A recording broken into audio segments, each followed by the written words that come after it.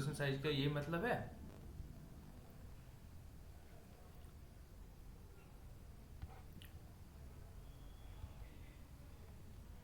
कोई कशिश?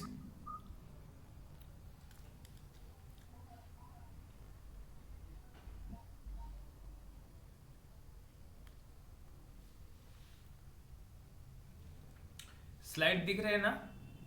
हाँ स्टूडेंट्स, बताओ। हाँ दादा দেখা हाँ যাচ্ছে। দেখা যাচ্ছে। ओके, पॉपुलेशन साइज क्या है बोलो Megha. Megha, Number of Number of organisms organisms in a present in a particular particular population. population. yes, now tell me what is genetic drift. Genetic drift Genetic is drift a is a natural natural random random directionless directionless change change in Okay. the in allele the allele frequency, frequency, and and it it results of results of chance from chance one from generation one to next generation to generation next in a generation small in a small population. population. As an As an example, example, random death random death of some of some organisms organisms due to some due to natural some natural disaster. disaster. Sushmita, tell me, there are some effects of genetic drift, right? और वो क्या है?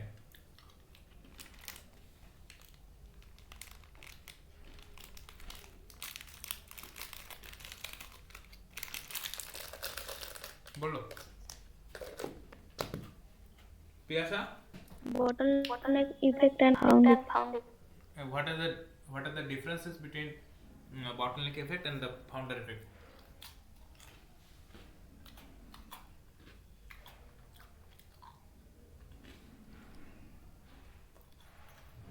बताओ।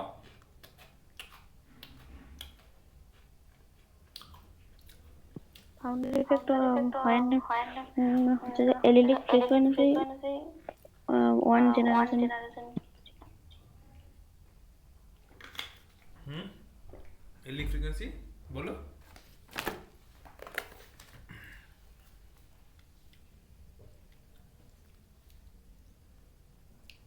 कशिश बताओ।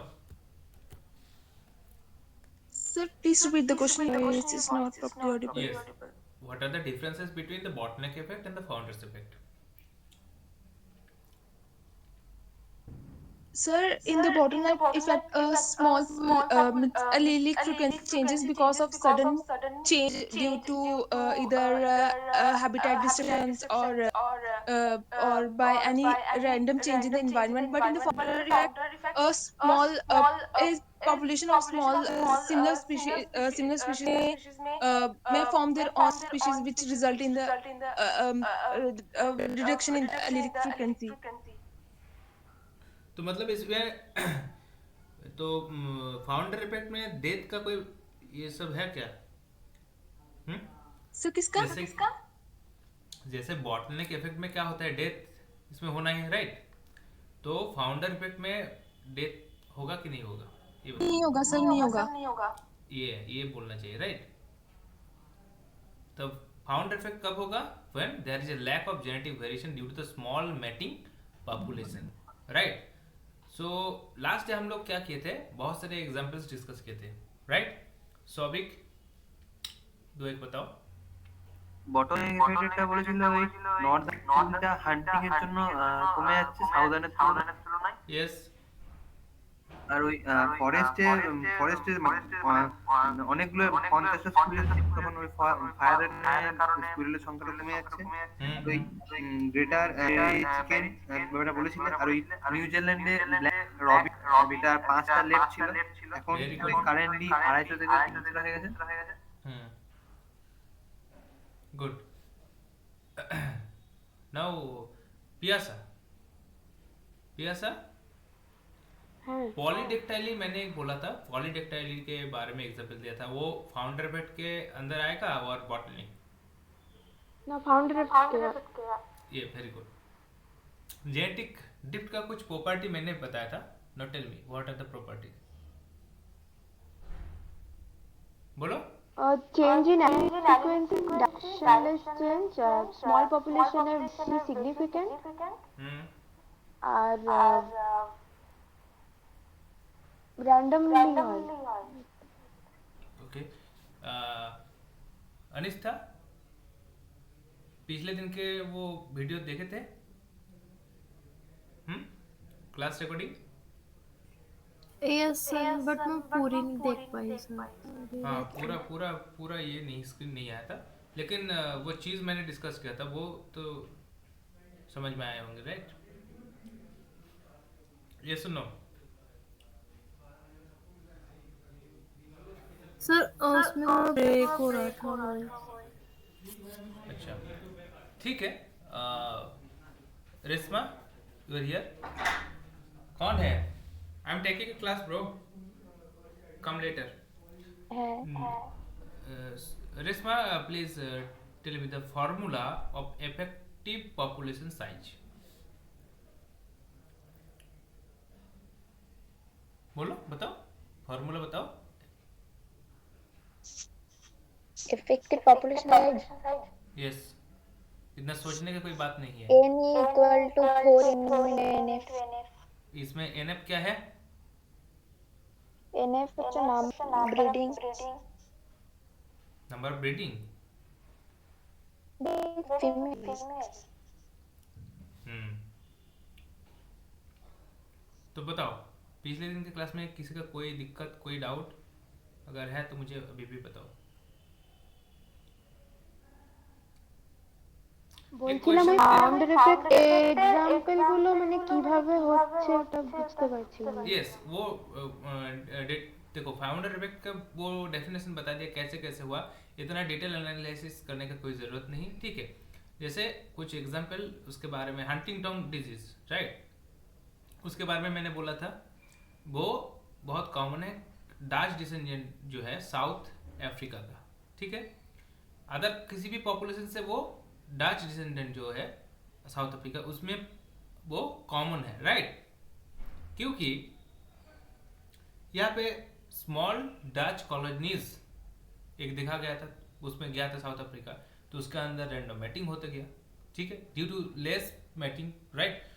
तो एक population, अगर genetics में जाएंगे तो जेनेटिक्स में जाने के बाद हम लोग क्या देखेंगे कि अगर कोई भी मान लो कि रिसेसिव एलील और डोमिनेंट एलील, अगर रिसेसिव एलील, ठीक है, तो दोनों जीन में रिसेसिव एलील है उसमें, राइट। मान लो कि हेटेरोजाइगस है, कोई एक डिजीज दिखाता हूँ मैं, कोई एक डिजीज के लिए हेटेरोजाइगस, राइट। तो capital A small A heterozygous, capital A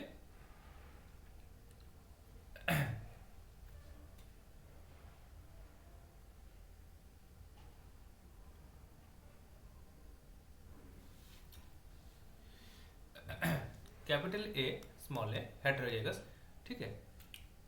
तो स्मॉल ए मान लो ये डिजीज कंडीशन है, ठीक है, तभी ये मैटिंग करेगा ना, तभी स्मॉल ए आने का चांसेस है। अगर ये मैटिंग करेगा तो नहीं आने का चांसेस है, अगर ये और ये भी मैटिंग करेगा तो भी ये नहीं आने का चांसेस है, right. Are you following what I am saying? So तो सेम उसमें कि जेनेटिक कंपोनेंट उसमें सिमिलर है, राइट। जैसे होता है consanguinity marriage in some population, right, you know. So इसमें ही डाच पॉपुलेशन जो है वो छोटा होता गया, तो वही उसमें जो डाच डिसेंडेंट है उसके अंदर ये हंटिंगटन जो डिजीज है वो मिल है। Now what is Huntington disease? It's kind of क्या है, पता है किसी का? सर इन डिसीज में अक्सर ब्रेन ब्रेकडाउन होता है। यस, तो ये एक बार पढ़ लेना, ठीक है। बहुत सारी चीज़ें होता है, तो नेचुरली वो कॉग्निटिव प्रॉब्लम्स जो होता है वो देखा जाता है। Now today we'll be discussing about some pattern of evolution, as well as if possible then we'll move to the population genetics, which is very important and very interesting as well. And in this case you have to apply as much as possible, okay. You have to you should have a good background, good basics, and then apply yourself, okay. Now what are the, if someone asks what are the causes of evolution, then what will be your answer? There are 4 forces generally behind the causes of evolution. So first one is mutation. You know that what is mutation? और एक बात बताओ, एक mutation होता है तो mutation के बाद में कोई भी एक डिजीज का नाम बताओ. देन होता है जीन फ्लो, देन होता है जेनेटिक ड्रिफ्ट,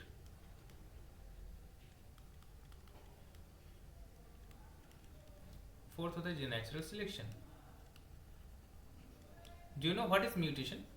हाँ, what is An mutation? an irreversible change in DNA sequence. Basically an irreversible changes, right? But sometimes reversible हो सकता है. तो कोई भी एक एग्जांपल बताओ. Sir sickle cell anaemia. Yes, वो किसमें क्या म्यूटेशन होता है उसमें? तो डोपामिन से वैलिन हो जाता है. यस, तो वो भी एक तरीका से म्यूटेशन होता है. मान लो तो इसको कोड कर रहे हैं ऑपोजिटली, अगर इसमें जी आ जाएगा तो इसमें पूरा एमिनो एसिड का जो कोड है वही चेंज हो जाएगा, right? So it will code for another codon, another amino acid. This codon will code for another amino acid. Okay, and there are many type of mutation over there. So those were the gene mutation, right? And some chromosomal mutation we have seen in case of some. Let's see here, 2 chromosomes, right? So chromosome, let's take an example of BCR abelson, right? तो इसमें क्या होता है, एक chromosome का part, इस part टूटा हो जाते हैं, इसमें जुड़ जाते हैं, ठीक है? 14 and 21, ठीक है? तो ये एक बार चेक करना पड़ेगा, शायद मुझे लग रहा है 14, 21. जैसा होता है प्रेटर-विली वो सिंड्रोम होता है, प्रेटर-विली सिंड्रोम. तो it is a disease of genomic imprinting. So जो जेनेटिक्स सबने पढ़ लिया, जेनेटिक्स पढ़ लिया सबने. Do you know what is genomic imprinting? Anyone? Genomic imprinting मतलब मदर और फादर, राइट? तो इसमें दोनों के एक तो बेबी में जाएगा, इसका एक, राइट? तो इसमें तो उसमें फिनोटाइप निकल जाएगा, राइट? फिनोटाइप. अगर ये मदर का जो एलील है इसमें ज़्यादा डोमिनेट करता है, मदर का एक्सप्रेशन और फादर का एक्सप्रेशन, मतलब किसी भी एक बोलता है कि ना माँ के साथ इसका चेहरे का ज़्यादा मिल होता है, वैसे ही मतलब ऐसे अगर इसका एक्सप्रेशन होता है ये फिनोटाइप के ऊपर, इस एलील का अगर ज़्यादा मतलब इफेक्ट होता है जीनोटाइप में कोई चेंजेस छोड़ के, तो this is known as the genomic imprinting.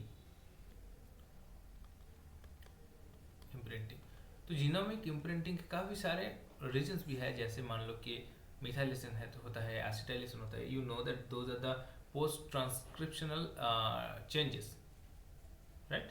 I have discussed already. So in this case there is a disease called the Prader-Willi syndrome and another is Angelman syndrome. Okay, जो Prader-Willi paternally वो imprinting paternal वो effect ज़्यादा होता है इसमें, ठीक है? Anyway, सो जो डिस्कस कर रहा था, उसके बाद होता है म्यूटेशन. म्यूटेशन किसी भी तरीके से होता है. म्यूटेशन कैंसर के लिए तो बहुत सारे म्यूटेशन होता है, right?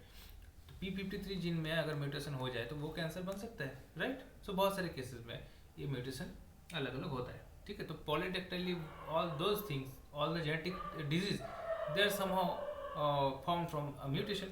So in case of hereditary disease, there is already one. In case of recessive mutation, there is always one. There is one gene is always mutated, and maybe there other gene may be mutated or not. Okay, so there is always a 50% chance. Okay, always a 50% chance from here. Okay, if you see, so that's why whenever a doctor diagnosed any disease, he or she will definitely take your family history, okay, of any disease. Okay, so types of evolution, if I discuss type of evolution, then we can divide it in 4 ways, right? One is convergent evolution. second is divergent evolution,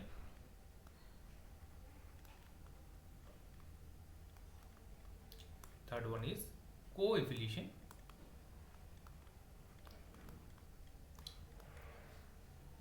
parallel evolution,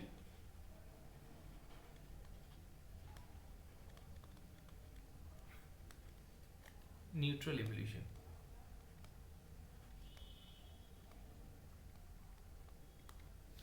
Okay, so convergent evolution, divergent evolution, co-evolution, parallel evolution, and neutral evolution. Okay, these are the classification of various type of evolution. Now we'll be discussing one by one.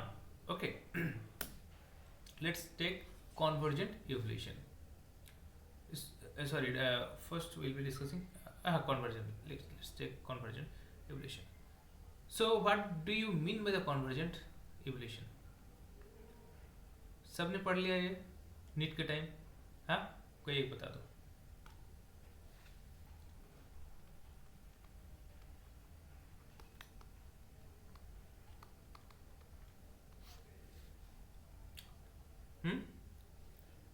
वो मतलब क्या है?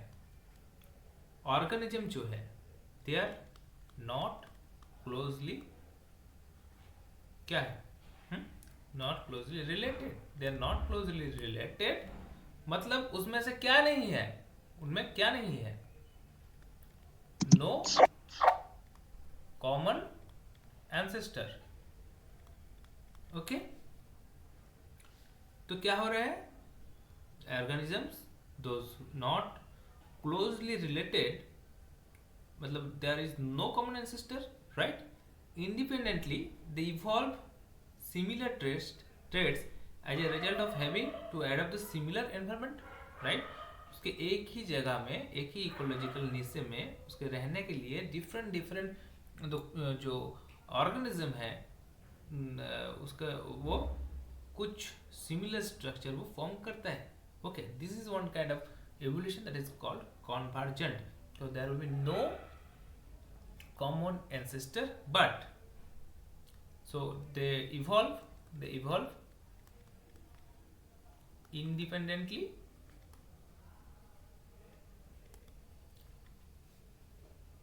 but they share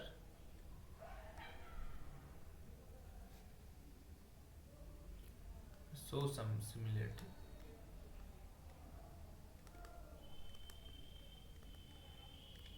homologous organisms তো এটার সাথেই related একবারে. Yes, exactly.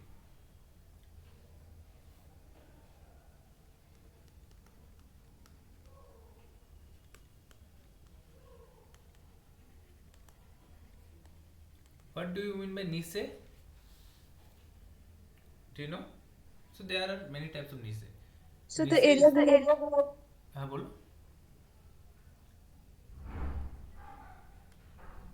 बोलो कशिश. so the area where an individual lives in its habitat. Yes. So there are many types of niche, right? In case of our developmental process, there will be some just like stem cell niche, right? So इसके ऊपर ये कहाँ पे divide करता है ये सब पूरा डिपेंड करेगा. So this is one type of niche. This is one type of ecological niche where you live and those things. तो एक ही जगह में हालांकि हम लोग रहते भी हैं, ठीक है. मान लो सब एक जगह एक कमरे में है, ठीक है, एक कमरे में ही है सब लोग, तो इसमें अलग अलग बेड है. So this beds are different niche for us. Okay, understood. अगर सेम बेड में भी है तो उसमें थोड़ा सा चेंजेस होगा, उसका फूड हैबिट वो थोड़ा सा चेंज होगा. दिस इज काइंड ऑफ निचे concept. Okay, so some biological trait in unrelated species, so unrelated animals converging on the same structure because of its beneficial adaptation to this environment, right students? Okay, so इसके लिए तो similar structure वो लोग develop कर लेगा, similar structure. Okay, तो इसमें क्या करता है किसके कारण? तो similar selective pressure.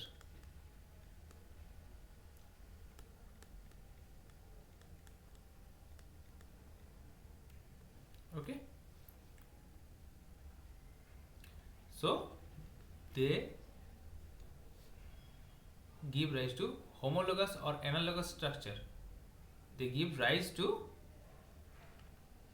analogous, not homologous. क्योंकि एनालोगस अगर होमोलोगस होता तो मतलब स्ट्रक्चर सिमिलर हो जाता है। स्ट्रक्चर सिमिलर हो जाता, right? So this is analogous structure.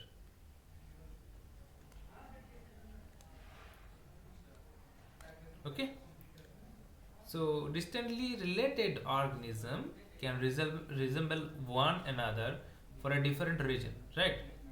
Convergent evolution. Okay, this one kind of one, that is convergent evolution. So convergent evolution is the process in which species that are not closely related to each other, they independently evolve similar kind of traits. For example, dragonflies, hawks and bats, they all have wings, right? तो इसका यही देखना है कि analogous organ, this are small small questions may come from this portion. So इसका butterfly का wing, falcon का, और जिसका विंग ये this kind of, right? Dolphin in case of mammals, उसके क्या, उसके और शार्क, उस पे दोनों में क्या है? हाँ, शार्क और डॉल्फिन में क्या उसका कॉमन है? बोथ इवॉल्व द शेप, जिसमें क्या है, फिन्स और स्ट्रीमलाइन शेप, दैट वो सिमिलर है kind of, right? And that moves through the water with a minimum resistance. Okay, so there is some superficial similarity in dolphin and shark, right? So dolphin and shark में भी, लेकिन dolphin हम mammals कौन है? Dolphin, right? Shark it is a fish, right? ये सुन no. जैसे कि हाँ, फिन्स, हाँ. और फर्स्ट पॉइंट जो बोला ना सिमिलर स्ट्रक्चर, वो एनालॉगस के कैरेक्टर में आ जाएगा? नहीं, वो सिमिलर इन केस ऑफ, वो देखो wing, this is similar. Okay, similar. Okay, as the working capacity. Morphologically not. Similar structure formation. Similar structure formation. Okay. Similar structure formation. Fins of fish and flippers of whales. ठीक है. Those are quite similar, right? And these are analogous or homologous organs. These are also analogous organ. So the concept is the analogous organ, they functions same, right? But they have different basic structure. Morphologically they are different. So this should be the concept. Understood? तो इसमें से अगर कोई भी question पूछे कि plant के case में क्या होता है, ठीक है, दो एक क्वेश्चन लाइफ साइंस की जो एग्जाम होता है जेएनयू वगैरह में, तो वहाँ पे अगर प्लांट के केस में क्वेश्चन कोई दो एक पूछ देता है, तो वहाँ पे आंसर क्या होगा? बोलो. जैसे कि एक एग्जाम्पल, हाँ बोलो. पोटैटो क्या है?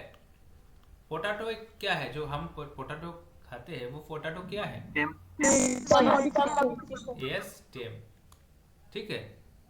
Sweet potato, root. Yes, very good. तो वो है रूट. लेकिन दोनों के सिमिलरिटी क्या है? कि वो स्टोरेज, एक तो स्टोरेज, सेकंड होगा वेजिटेटिव प्रोपैगेशन, राइट? तो that's why they are analogous in nature. ठीक है. और एक और बात देखो, वो तुम लोग कैक्टस देखे हो? कैक्टस और लीव्स का मॉडिफिकेशन है, थ्रोन्स के लीफ का मॉडिफिकेशन होकर क्या होता है उसमें? कैमल्स हॉर्न्स, कैमल्स के लिए. तो लीफ रिड्यूस हो गए, स्पाइन हो रहा है, राइट? तो इन दोनों केस में कैक्टस और euphoria, these two are different species, but both have a photosynthetic stem and the leaves reduced to spine. Okay.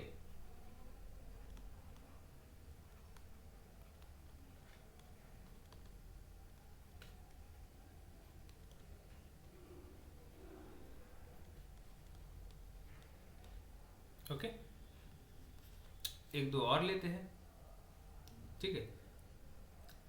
Tendril समझते हैं ना? Tendril, Yes, sir. तो पी के केस में अगर टेंड्रिल देखे होंगे शायद पी, तो पी के केस में ये लीफ से आते हैं, लीफ, ठीक है, टेंड्रिल। और इसमें क्या करते हैं इसको, it helps the plant to climb, okay. So the tendril of pea arises from the leaf and helps the plant to climb. Okay. अगर और भी कोई एक देखते हैं हम लोग, ठीक है, ग्रेप वाइन्स। तो इसका जो टेंड्रिल्स होता है वो ऑक्सिलरी बर्ड ऑफ स्टेम इससे निकलता है, ठीक है। लेकिन उसका सिमिलरिटी सेम है, मतलब functionally they are similar, functionally they are similar. Understood? ये हो गया।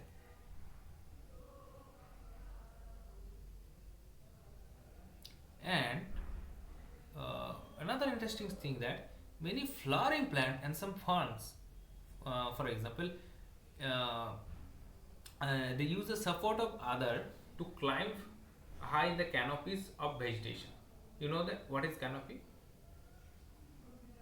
And so gain access to more light than if dependent on their own supporting tissue. Canopy मतलब right this जगह अगर नीचे रहेगा तो उसको सनलाइट, तो सबसे सनलाइट ज़्यादा कहाँ पे मिलता है, इस जगह पे, राइट। तो नीचे आते आते ये घटता जाएगा, राइट। हाँ, तो आगे ये खुद का जो टिश्यू है इसके ऊपर अगर डिपेंडेंट होता तो ये ज़्यादा सनलाइट नहीं मिल पाता। तो क्या करता है वो, क्लाइम करता है दूसरे के ऊपर। So the ability of climb has evolved in many different families and quite different organs have become modified into climbing structure. Okay, so these are the analogous structure because they perform the same function. Yes or no? Now the question is that if sometimes it happens that it is two structure, they morphologically quite similar and the function is also same, then तो ये क्या होगा, then क्या बोलोगे इसको, homologous और analogous, ठीक है। तो ये थोड़ा सा ढूंढो, इंटरनेट पे सर्च करो और जो इसके रिजल्ट आएगा वो मुझे बताना, ठीक है। So please repeat the question. हाँ, क्वेश्चन ये क्या, अगर स्ट्रक्चरली वो सेम है, मतलब क्वाइट सेम सिमिलर, और फंक्शन भी अगर वो सेम ही करता है तो उस स्ट्रक्चर को और उस टाइप ऑफ इवोल्यूशन को क्या बोलते हैं। अगर ऐसा कुछ है तो क्या होगा, ठीक है। अगर इसको सर्च करते करते बहुत कुछ चीज़ों भी देख सकते हो, ठीक है। বলছি কোশ্চেন ছিল হোমোলোগাস অর্গানের জন্য কি স্ট্রাকচারের সিমিলারিটি হয় ইম্পর্টেন্ট নাকি অরিজিনটাও সেম হওয়া প্রয়োজন? This of course originally there will be a common ancestor must be there, okay, so we'll be discussing about that. So analogous C, ठीक है, AC analogous C convergent, समझ रहे हो ना ये बात? हाँ, now D HD, ठीक है। तो homologous divergent evolution.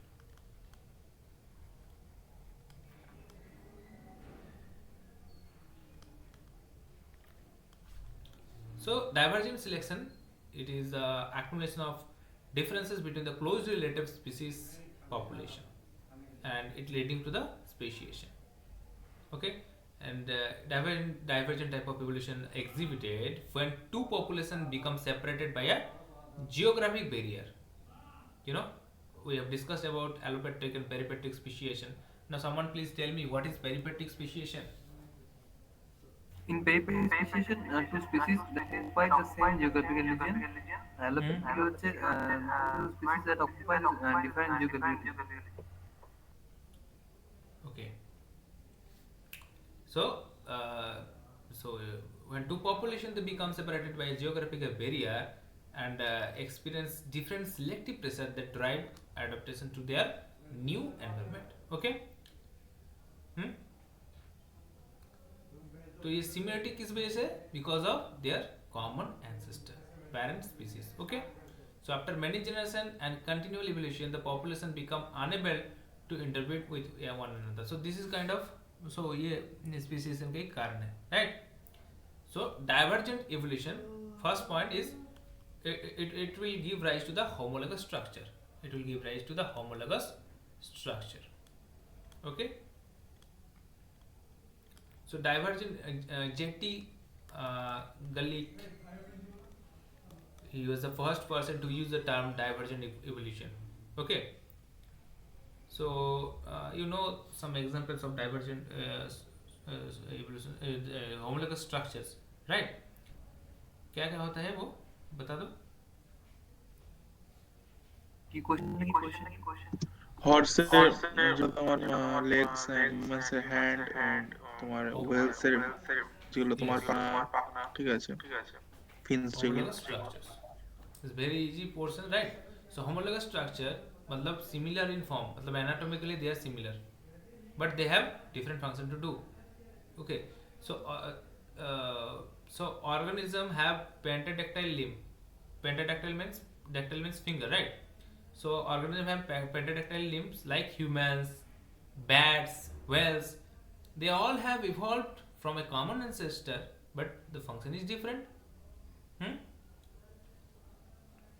Right. A dolphin's flippers, bird's wing, cat's leg and human's arm, they are considered as a homologous structure. Okay. अगर इसको डाइवर्जेंट इवोल्यूशन अगर इन केस ऑफ प्लांट में अगर देखेंगे तो उसमें क्या मिलेगा? देखो Thorns and tendrils. Yeah. So axillary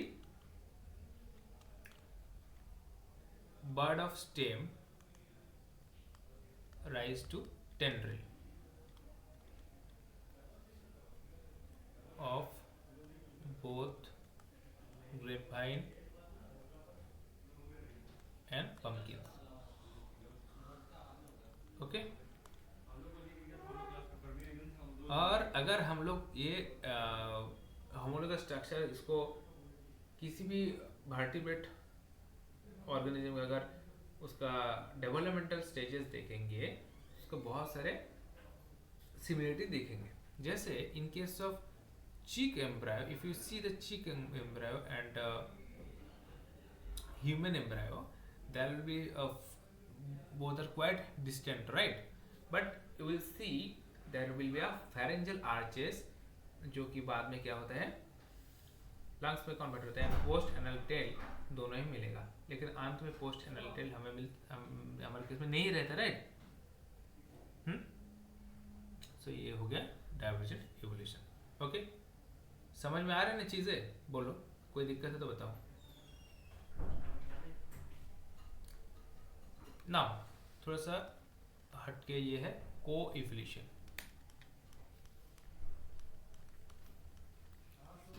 ना को इवोल्यूशन, को मतलब क्या? Together, right students? So coevolution is like to happen when different species have close ecological interaction with one another. Okay, so species co-evolve with time. Co-evolution is likely to happen when a different species have close ecological interaction. मान लो एक dear है और ये tiger है, right?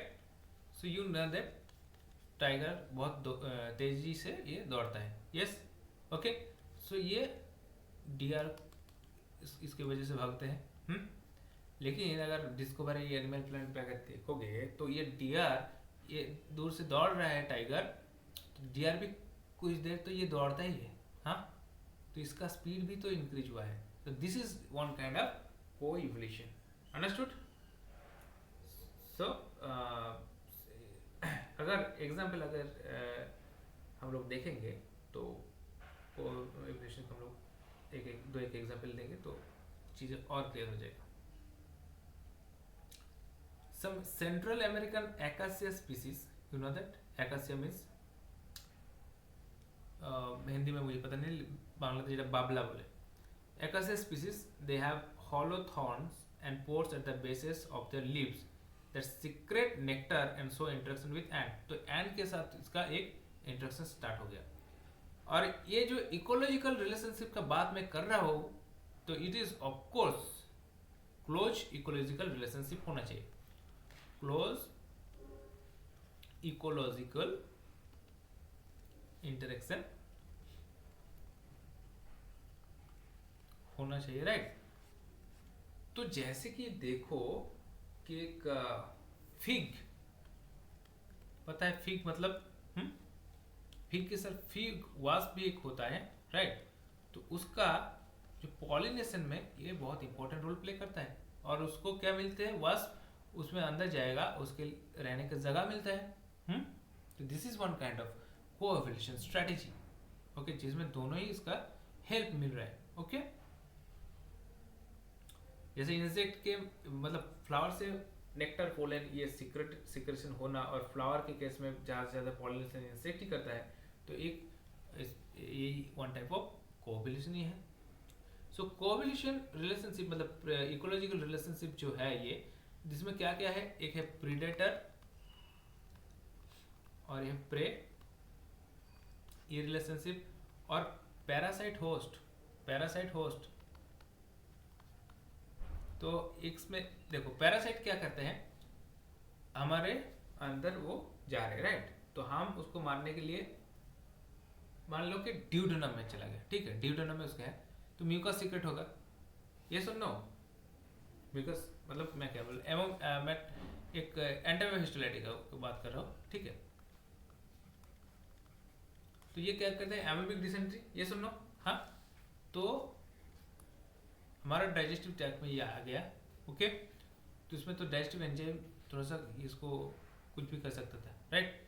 ये क्या करता है, ड्यूडेनम में म्यूकस सब म्यूकोसा लेयर है, राइट, उसमें जाकर इसको रप्चर कर देता है, तो इसको म्यूकस से प्रोटेक्शन मिल जाता है, right. This kind of evolution, okay. तो ये है दूसरा है कॉम्पिटिटिव स्पीसीज। तो स्पीसीज वो दौड़ने वाला जो बात मैंने कहा हिरन का, तो वो है, ठीक है। म्यूचुअलिस्टिक मतलब दोनों ही के इसमें हेल्प हो रहा है, ठीक है। म्यूचुअलिज्म जो है वही pollinator and plants, okay.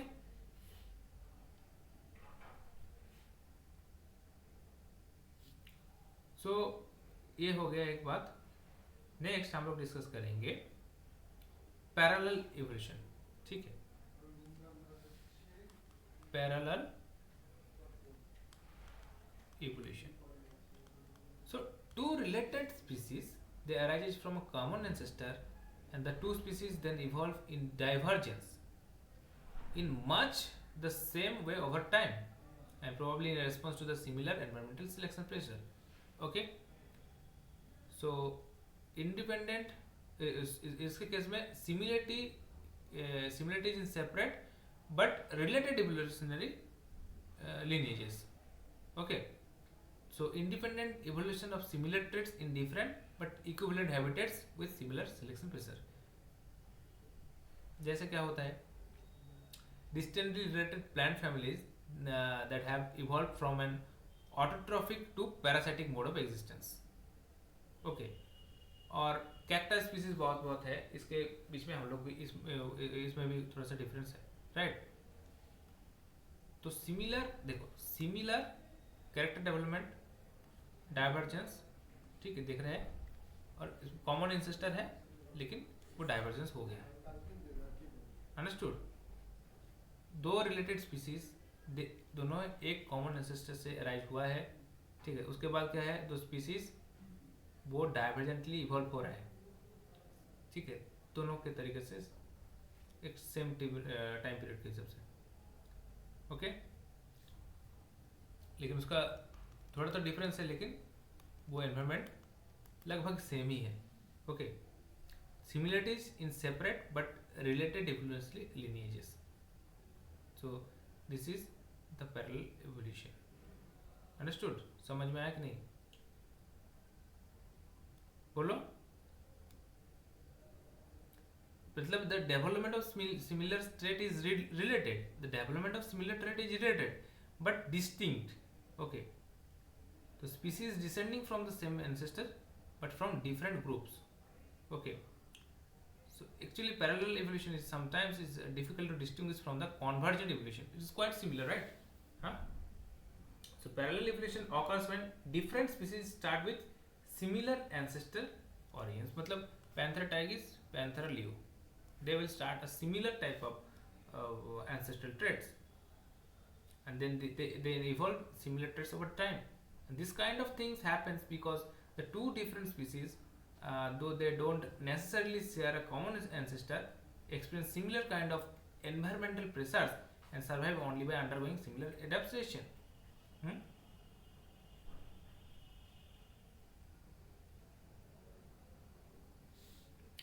Okay, so parallel evolution अगर देखा जाएगा तो parallel evolution of marsupials and the placental mammals. Okay, so अगर देखोगे marsupials जो होता है तो it's quite different from us, right? But similar in appearance and habit. Okay, usually in lifestyle as well.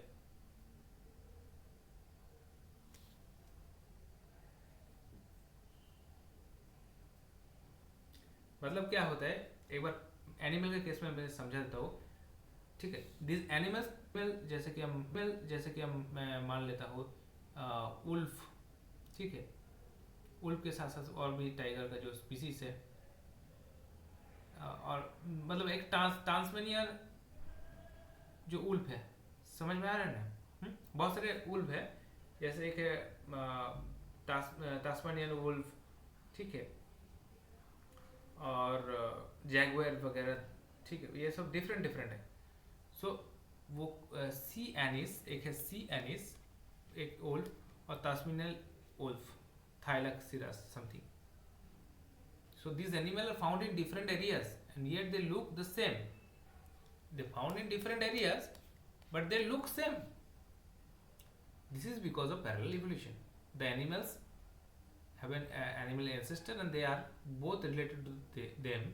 Therefore they look the same and share some common traits. Understood? समझ में आ गया चीज?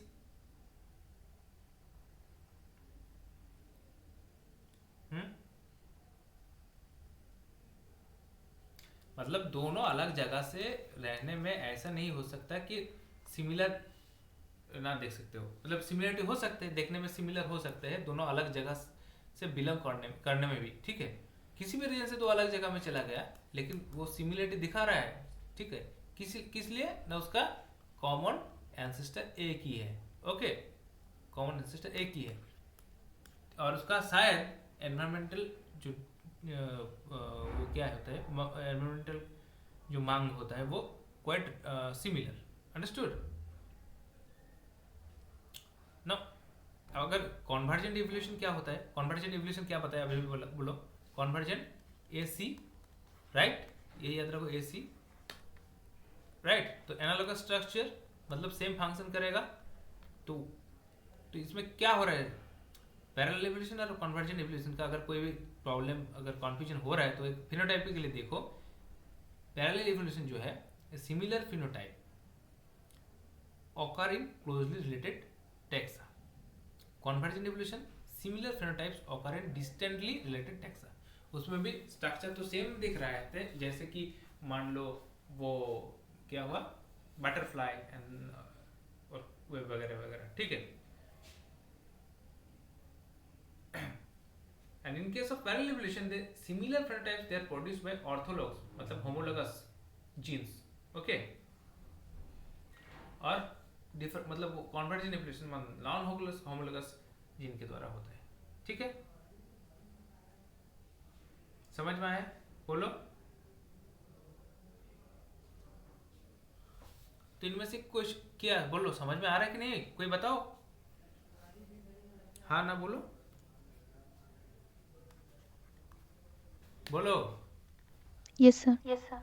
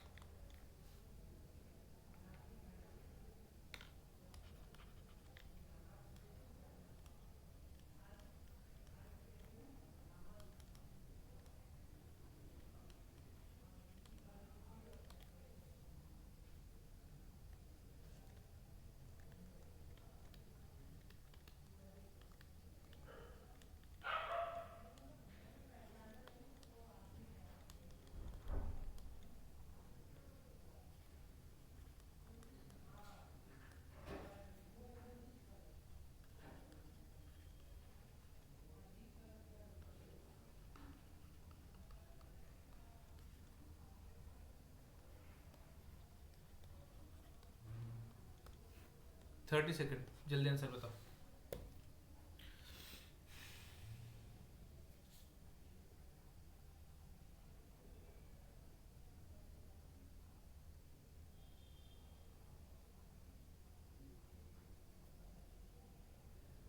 कोएवोल्यूशन। अदर स्टूडेंट्स सब लोग, हाँ वहाँ पे answer लिख दो, मैं चेक कर देता हूँ।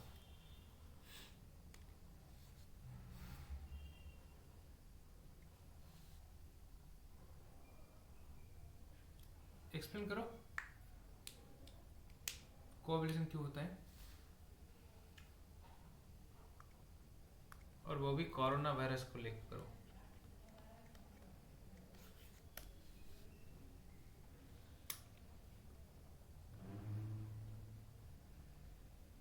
करो, ट्राई करो ना।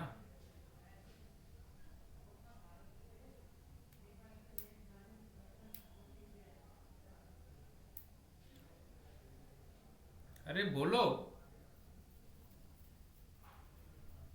रेशमा, कोएवोल्यूशन मतलब इसमें क्या क्या हो रहा है? Close ecological interaction. अरे इन केस में क्या हो रहा है इम्यून सिस्टम का?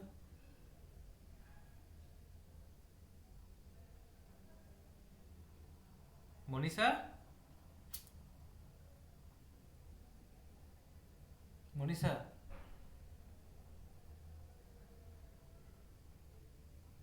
Are you here? यस और no? You are not audible. Monisa, you are not Audible.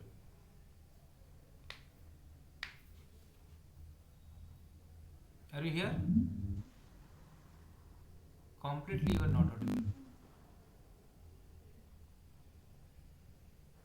I think some problem in your mic. सब लोग मनीषा की बात सुन पा रहे हैं कि नहीं? और मुझे नहीं आ रहे, बोलो। ना सुना है। So you are not audible, Manisha. वो अगर ईयरफोन से कर रहे हो तो ईयरफोन चेक करो।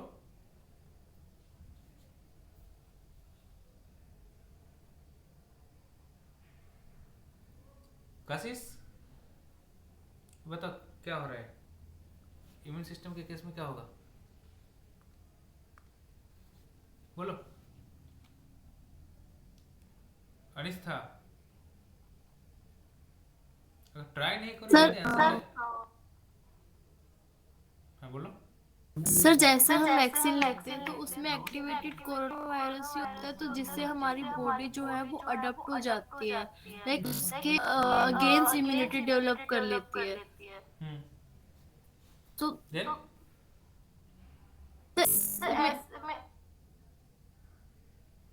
तो क्या हो रहा है इसमें, इवोल्यूशन क्या हो रहा है? तो हमारी इम्यून सिस्टम है, जो हमारी इम्यूनिटी है वो इम्प्रूव हो रही है। कैसे? वो वैक्सीनेशन के थ्रू। इस concept is your in the right direction but not the appropriate answer. देखो ये कोरोना वायरस पहले आया था, ठीक है, बहुत सारे इफेक्ट उसका देख रहे थे पहले, ठीक है। तो कुछ दिन नेक्स्ट टाइम जो आया है, नेक्स्ट उसके पहले जो फर्स्ट वेव था उसमें उसका लास्ट जो स्टेज था उसमें ये घट जा रहा था, मतलब माइल्ड सिम्टम्स।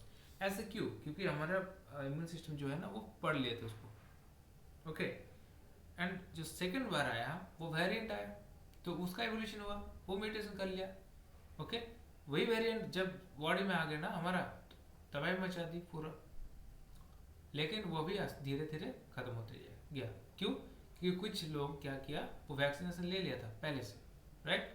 तो वैक्सीनेशन जिसमें हुआ था वो सेकेंड टाइम उसका नहीं हुआ, यस।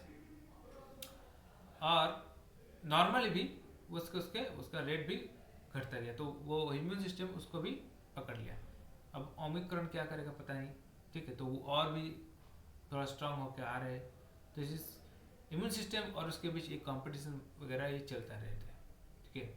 जितना हमारा वो जो एनिमी है जितना स्ट्रांग होगा, हम भी उतना स्ट्रांग बनेगा, राइट। तो इस कॉन्सेप्ट में अगर इम्यून सिस्टम और उसमें देखोगे तो वही चलता रहेगा, okay.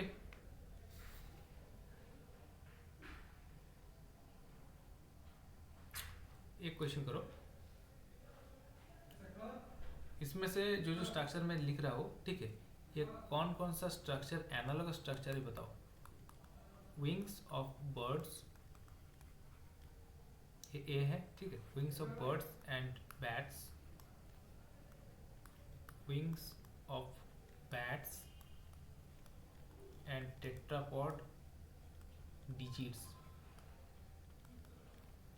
tendrils of vitis and tendrils of pumpkin, tuber of potato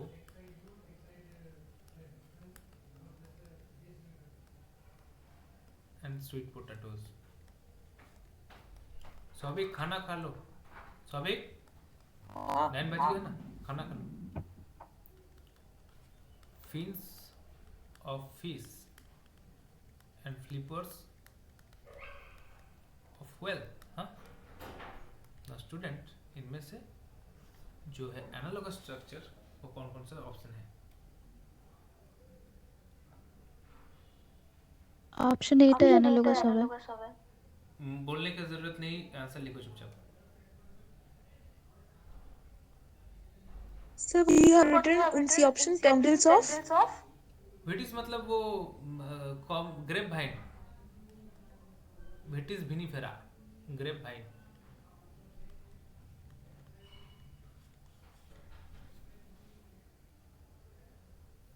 সেকেন্ডের অপশনটা একবার বলে দাও। Wings of bats and tetrapod digits, wings of bats and tetrapod digits।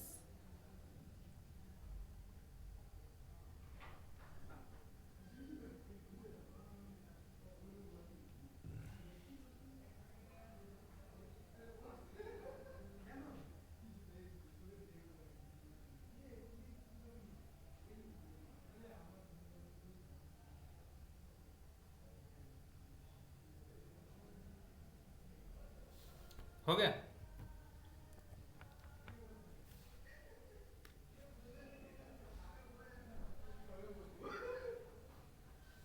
দাদা ভুলভাল টাইপ চলে গেছে, ওটা ইগনোর করে দিন। ঠিক আছে। কোনটা অ্যানালগাস নয় সেটা বলতে হবে। एनालॉगस কোশ্চেনটা একবার দেখি। कौन कौन सा ऑप्शंस एनालॉगस है? सिंपल सा क्वेश्चन, इतना बार कंफ्यूजन होने का क्या जरूरत है?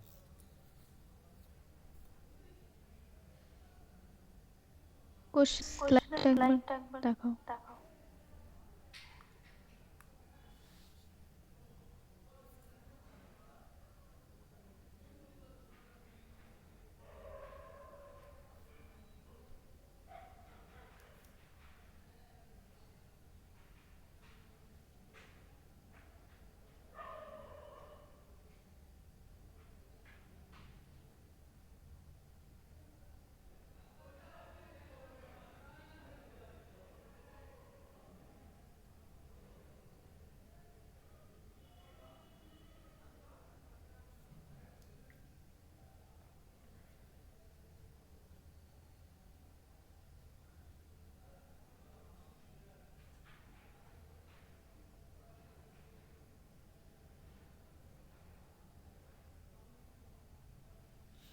हो गया? हाँ सब मैंने दे दिया।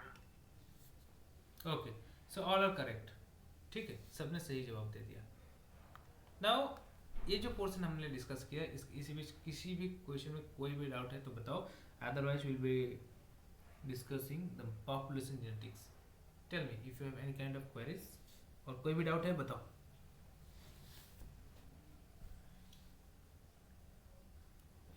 ओके, नो डाउट्स, यस और नो बोल दो, कोई रिप्रेजेंटेटिव बन के ही बोल दो। बोलने में तो सब, बोलने का तो क्षमता तो मैं नहीं है किसी में। দাদা প্রবলেম হবে না এরকম তো নয়, প্র্যাকটিস করার পরে যদি কিছু আগে তখন বলবো।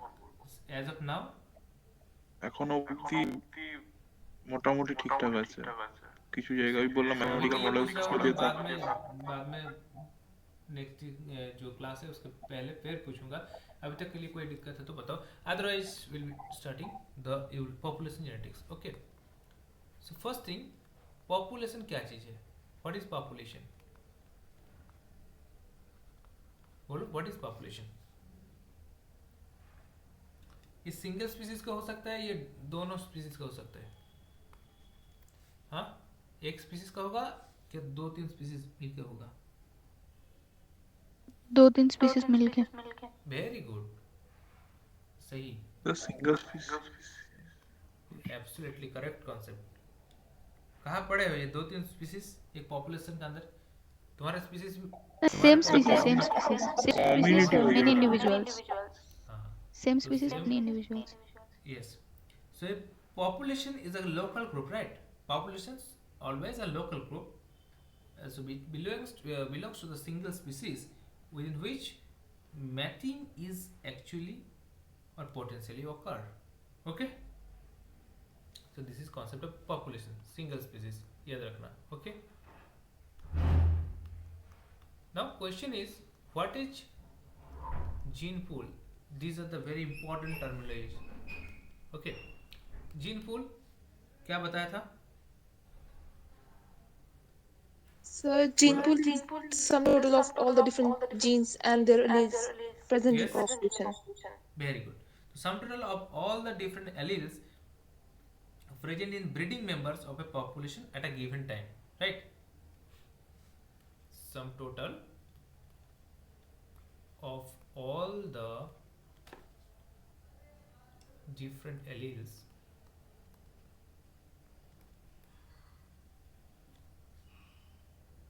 present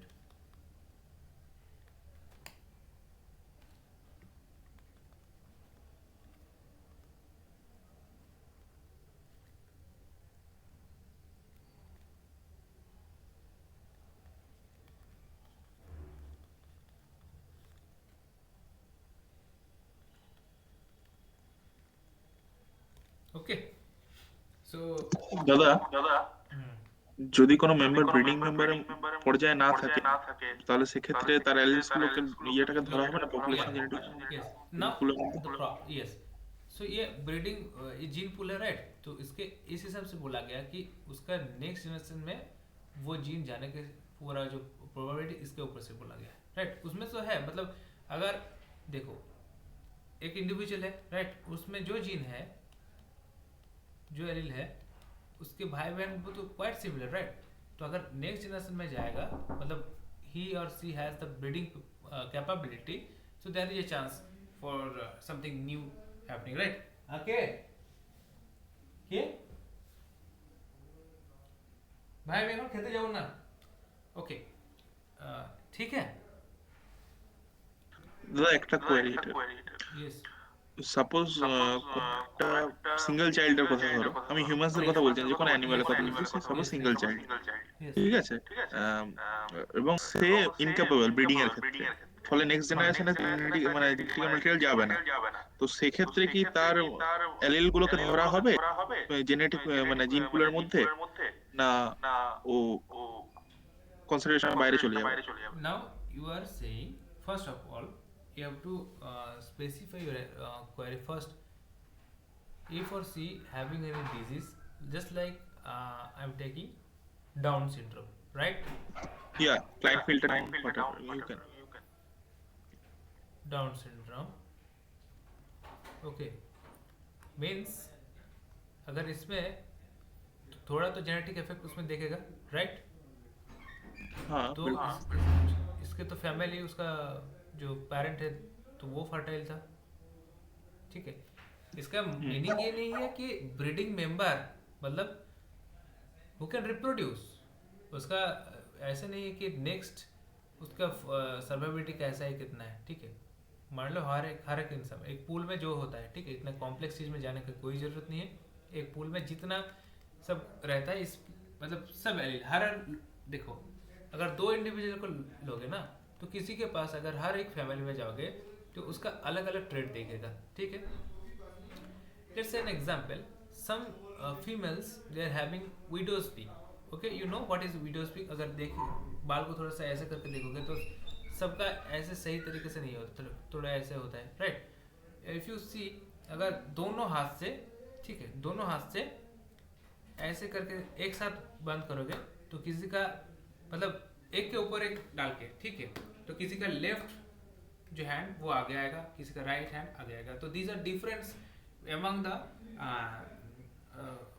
the local group or population, right? So because I am taking this type of example because we are having different alleles, right? Because, so that we are showing different phenotype as well. So the accumulation of those allele of different families or member or different families or member, it is called a gene pool. Okay, understood? और ये बात है, देखो मैं वो एक चीज पहले बोला कि अगर कोई भी इसमें एक बहुत ड्वार्फ है, ठीक है, बहुत ड्वार्फ है, तो उसको उस पॉपुलेशन में कोई शादी करेगा? अगर तुम कोई लड़की चुनोगे तो उसको बहुत से 2-3 तो क्राइटेरिया देखते होंगे ना। ऐसा तो नहीं है कि बहुत ड्वार्फ, मान लो 3 और 4 फीट, तो उसको शादी नहीं करोगे, ये मन की बात बोलो। तो ऐसे केस में ड्वार्फ लड़का लड़की जो भी है उसको शादी नहीं करेगा। तो इसके लिए मान लो कोई भी डिजीज, ठीक है, 2-3 डिजीज इस ड्वार्फिज्म के ऊपर है, तो उसके जीन और एलील वो कैरी कर रहे हैं, ठीक है। तो वो अगर ब्रीडिंग पार्टनर उसको नहीं मिल रहा है तो ये नेक्स्ट जनरेशन में नहीं जाएगा। समझ रहे हो मेरी बात? नेक्स्ट जनरेशन में इसमें जाने का चांसेस बहुत कम है, राइट? नहीं, जैसे कम क्या है, जाने नहीं जाएगा, तो इसको ऑप्ट आउट हो, ये पे चले जाएगा। ये जो है इसके लिए जो एलील उस जिम्मेदार है वो चला जाएगा। Okay, understood? समझ में आ गया concept? Now gene frequency, what is gene frequency? Gene frequency इसमें क्या है? The proportion of a particular allele और gene in relation to all allele at given locus in a particular population is termed as gene frequency। ठीक है, समझ में आया? नहीं आया तो इसको मैं थोड़ा सा मैथमेटिकली समझाता हूँ। तो देखो, जीन एलील फ्रीक्वेंसी और जीन फ्रीक्वेंसी, एलील फ्रीक्वेंसी और जीन फ्रीक्वेंसी, एक होता है जीनोटाइपिक फ्रीक्वेंसी, ओके, एक होता है जीनोटाइप। तो एलील फ्रीक्वेंसी मैं बता रहा हूं क्या, number of copies of a specific allele in a population divided by total number of all alleles for that gene in a population। हाँ, number of copies of a specific allele in a population divided by total number of all alleles for that gene in population। ठीक है, समझ में आ रही चीज? ये सुनो, बताओ। दादा एक एग्जांपल दिए, एलाबोरेट करो। एग्जैक्टली वही मैं कर रहा हूँ। अब देखो,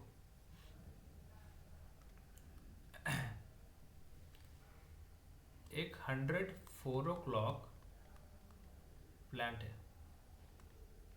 ठीक है, जिसमें 49 रेड कलर फ्लावर है, जिसका जीनोटाइप है कैपिटल ए 49, 42 है कैपिटल ए स्मॉल ए, तो कितना हो गया? और 9 हो गया वाइट, जो स्मॉल है।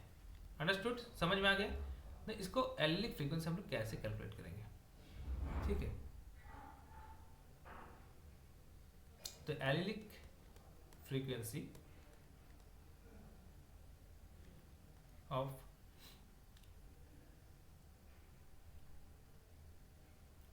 ए, ठीक है, तो ए देखो इसमें है 49, ठीक है, तो इसके लिए 2 एलील, ये सुनो,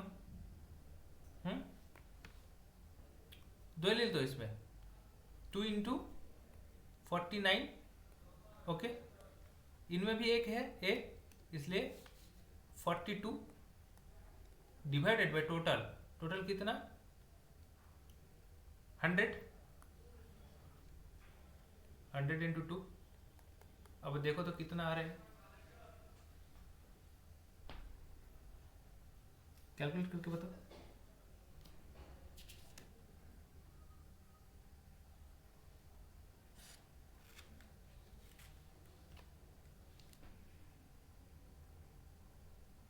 बोलो बोलो।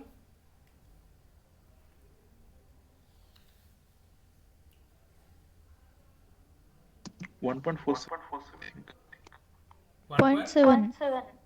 0.7, that is the correct answer, right? 0.7.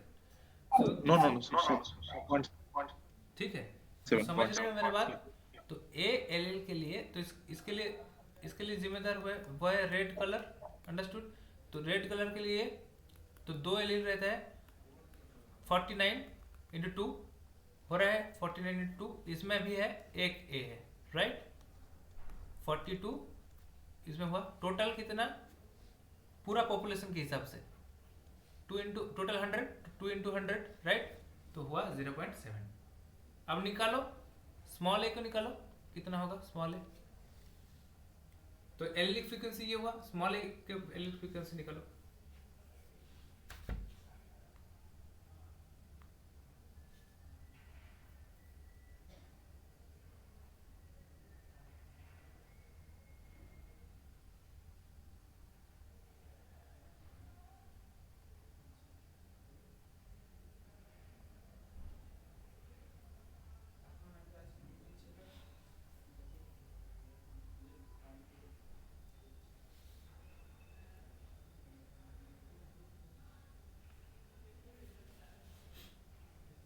कितना हो रहा है?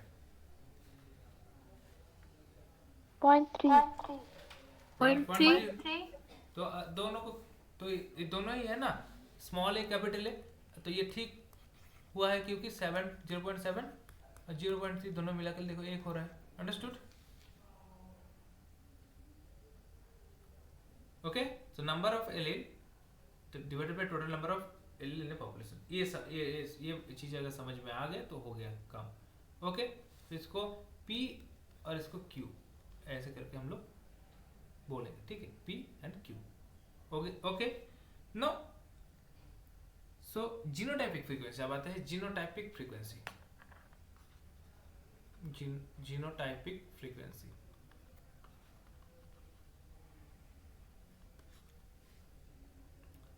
जीनोटाइपिक फ्रीक्वेंसी उसको ही लेंगे, ठीक है। तो जीनोटाइपिक फ्रीक्वेंसी वो उसको ही कैलकुलेट करना है हमारा। तो उसके पहले मैं डेफिनेशन बताता हूँ।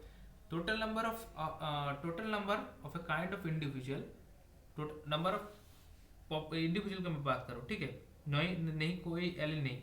Total number of a kind of individual from a population all of which exhibit similar character with respect to the locus is known as genotypic frequency. Okay, कुछ समझ में आया? नहीं आया ना?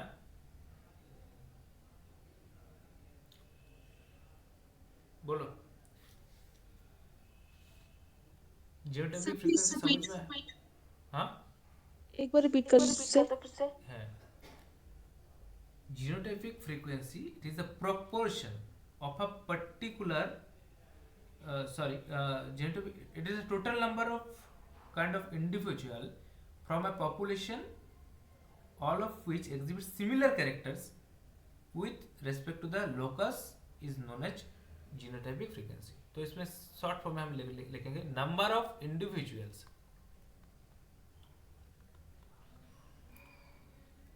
with a particular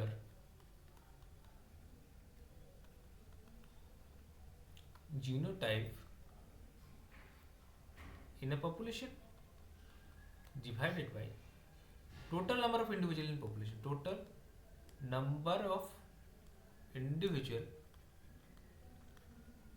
in a population। वही चीज को हम लोग लेंगे, ठीक है, क्या लेंगे, इसका फॉर्मूला अगर हम लोग देखेंगे तो क्या होगा। तो F 4 o'clock देखे थे 49 ये था जीनोटाइप, 42 था जो पिंक कलर का था कैपिटल स्मॉल ए, और 9 था स्मॉल ए। ओके, Now genotypic frequency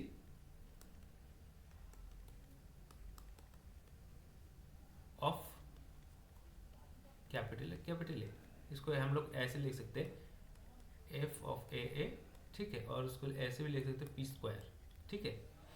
तो it will be total 100, right. तो पी स्क्वायरটা কি হিসাবে পি স্কোয়ারটা কি হয়? जेनेटिक फ्रीक्वेंसी ऑफ कैपिटल इसको पी स्क्वायर भी बोल सकते हैं, ठीक है। तो नाउ 49 डिवाइडेड बाय 100, तो ये 49 है, टोटल है 100, तो इट वुड बी 0.49। तो उसके अब लोग स्मॉल है जो क्यू स्क्वायर होगा, ठीक है, वो भी निकल सकते हैं। तो निकल लो।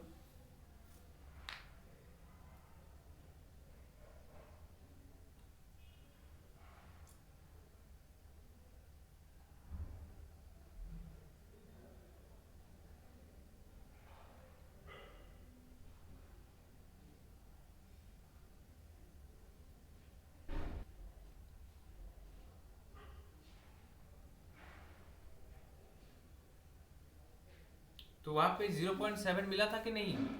एलिक फ्रीक्वेंसी 0.7 मिला था, वो था P, यस और नो, और उसका स्क्वायर करो 0.49 आ रहा है, तो यही है ना P स्क्वायर। समझ में आया है कि नहीं, बोलो।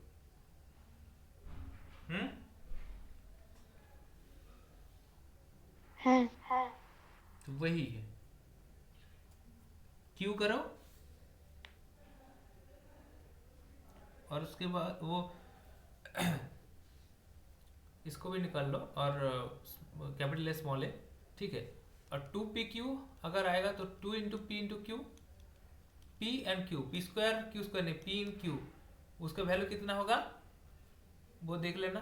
2 इंटू पी एन क्यू करके 0.7 था और 0.3 था और इंटू 2, ठीक है, 0.42 आएगा, ठीक है।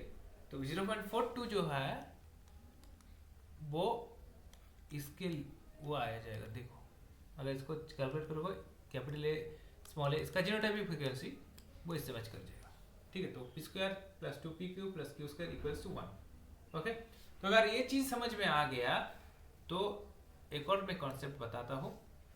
तो मान लो जीनोटाइपिक फ्रीक्वेंसी दिया हुआ है, जैसे कि एफ ए और पी स्क्वायर हमें मिला था 0.49। इससे हमें अगर एलिलिक फ्रीक्वेंसी निकालना है, allelic frequency we have to calculate allelic frequency from that.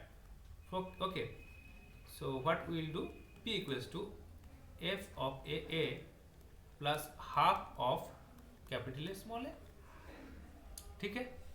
तो ये 0.49, okay, half of capital A small a, तो यहाँ पे कैपिटल ए स्मॉल ए के कितना मिला था 0.42 शायद, राइट 0.42, हाँ वही मिला था, राइट। तो उसका हाफ करो तो होता है 0.49 प्लस इसका हाफ, अगर 42 का हाफ करोगे तो 0.21, तो उसका कितना आ जाएगा 0.70, ओके। सो ये फॉर्मूला ये आया है,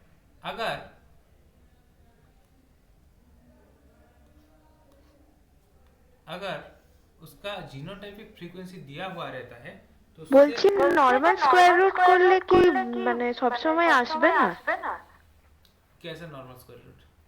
মানে ওই পি স্কয়ার যেটা 0.4 আছে, তো অ্যালিলিক ফ্রিকোয়েন্সি পি এর তো 0.7 আছে, তো সেই জন্য বলছি। ओके, कुछ चीज में दिक्कत हो भी सकता है, लेकिन ऐसा भी तुम कर सकते हो, ठीक है।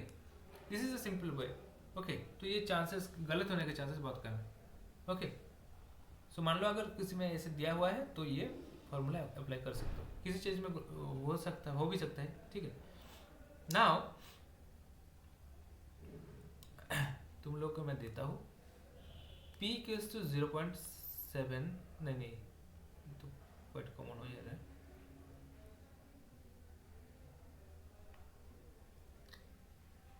Okay, if the homozygous dominant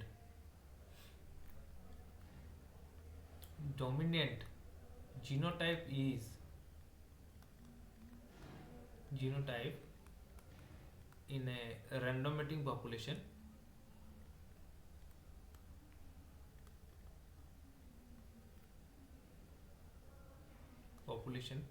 is 0.9, is 0.09, ठीक है. तो what is the frequency of the dominant allele? What is the frequency of dominant allele?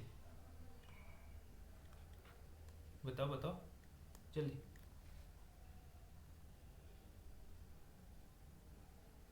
क्या बोला? इफ द होमोजेगस जीनोटाइपिक फ्रीक्वेंसी बता दिया, वो क्या है?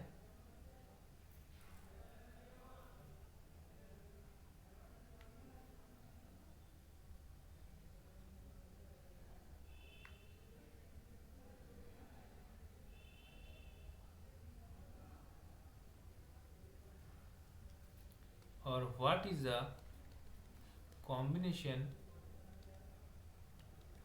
frequency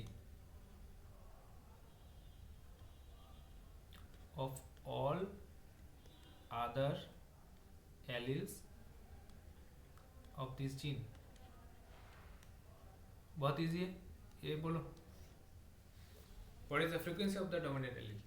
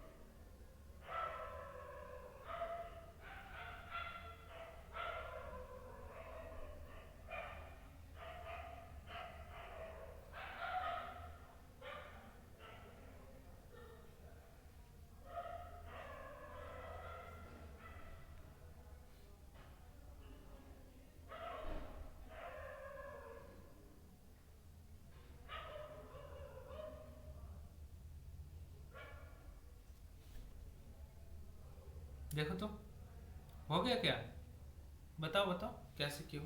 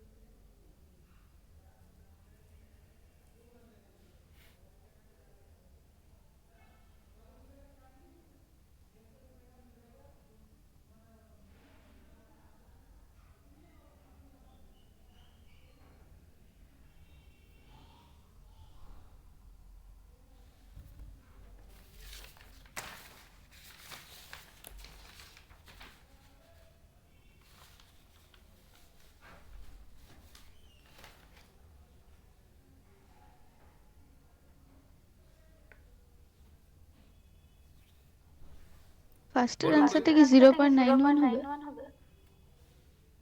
What is the frequency of dominant allele? হ্যাঁ. No, very easy it is, very easy. तुम question को पकड़ नहीं पाए. Sir, 0.01. No. क्वेश्चन ध्यान से पढ़ो, होमोजेगस डोमिनेंट बोला है, राइट? तो ये हुआ, यस और नो? रिसीव तो नहीं बोला। तो उसका जीनोटाइप पता है क्या? 0.09। इसको देखो, what is the frequency of the dominant allele? Frequency मतलब P। मतलब पी स्क्वायर, तो पी निकलना है। क्या हुआ? 0.03। 0.03 हो गया 0.03। What is the combination of frequency of other alleles? Allele का फ्रीक्वेंसी पता है, तो क्यू कितना होगा? Q 0.85 হচ্ছে মনে হয়। कैसे होगा यार? পিটা তো 0.3 বাট 0.09 हाँ, কে হলে তো 0.3 হবে। 0 पॉइंट क्या है? 0.09, तो 0. 3 হবে তো পিটা। P তো 0.03, তুমি हाँ, P আলাদা P P 0.30, 3 yes হবে yes তো। P 0.0 0.0, no, Yeah. P 0.3 হবে। 0.3 आ रहा है ना? হুম सर তো তুমি এটা ক্লিয়ার করে করো না, বোর্ডটা এখন ইয়ে হয়ে গেছে।